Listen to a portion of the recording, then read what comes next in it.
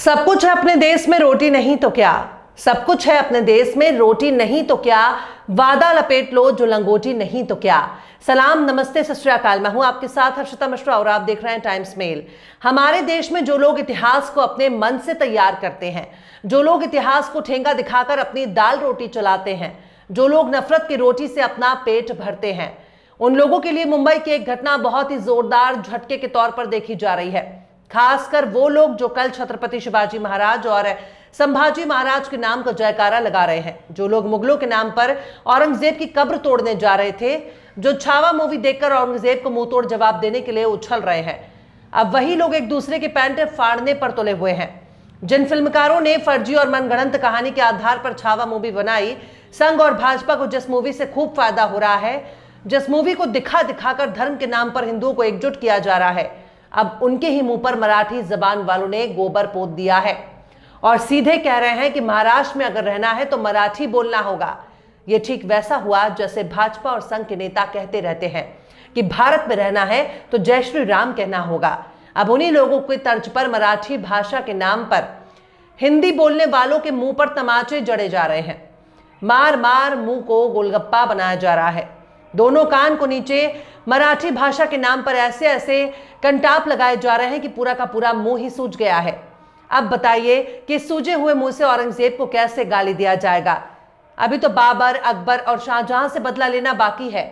करनी सेना वाले राणा संगा के जयकारे कर रहे हैं, हिंदू होकर हिंदू सांसद के घर पर हमला कर रहे हैं। पर महाराष्ट्र में छावा के नाम पर जिस नागपुर में हिंसा हुई, जिस छावा मूवी को देखकर हिंदुओं को एकजुट किया जा रहा है, आखिर ये कैसी एकता है जो भाषा के नाम पर एक दूसरे की गाल को लाल करने के लिए बेकरार हो चुके हैं।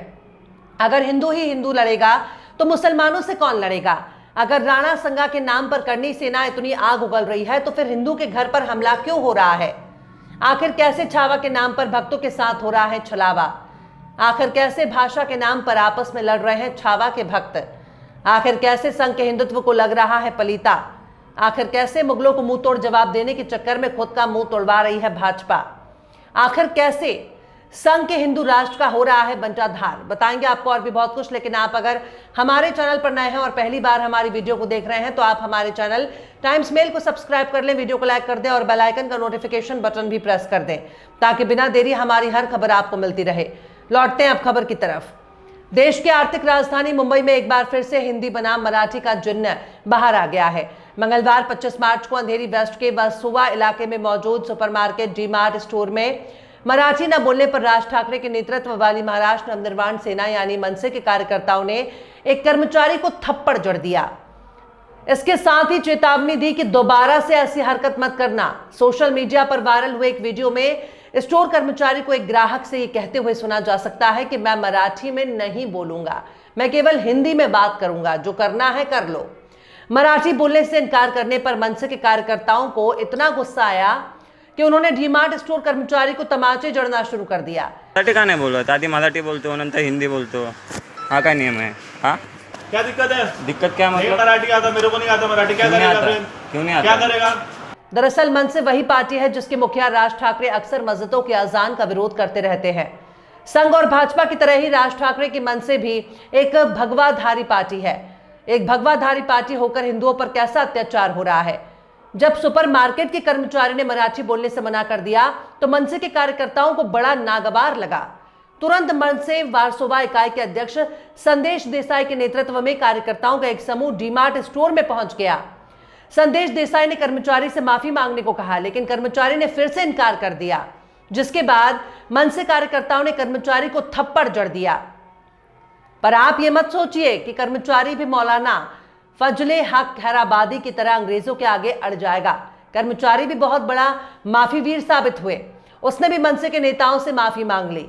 मीडिया रिपोर्ट के मुताबिक स्थानीय लोगों का मानना है कि ऐसा इसलिए हो रहा है क्योंकि हिंदी, मारवाड़ी, गुजराती या दूसरी भाषा बोलने वालों की तादाद लगातार बढ़ती जा रही है।